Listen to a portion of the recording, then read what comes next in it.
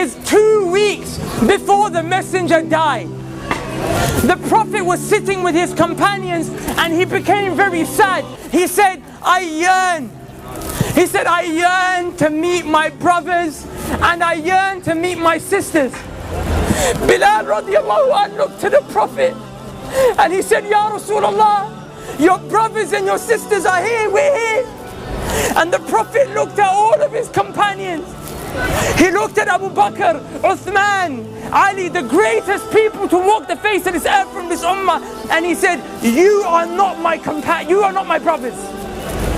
You're my companions. He said, my brothers and my sisters are those who will come. They will believe in me and they have not seen me.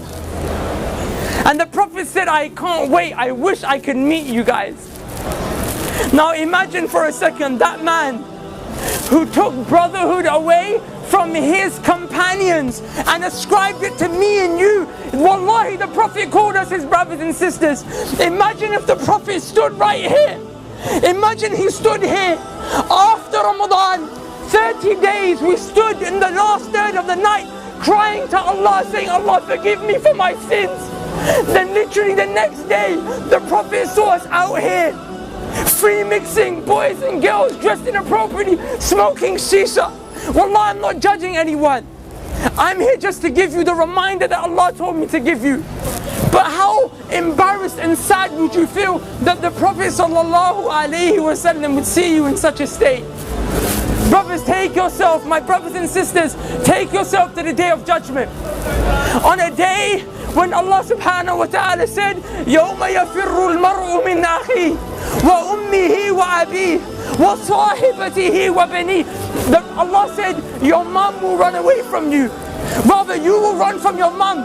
Wallahi, your mum will smile at you burning in the hellfire. Wallahi, billahi, tallahi, ذَلِكَ يَوْمُ الْحَقِّ. You will see it with these eyes. The same way you see my face today. You will see people whose mothers are smiling and thanking Allah that their sons and daughters are burning in the hellfire because they got saved.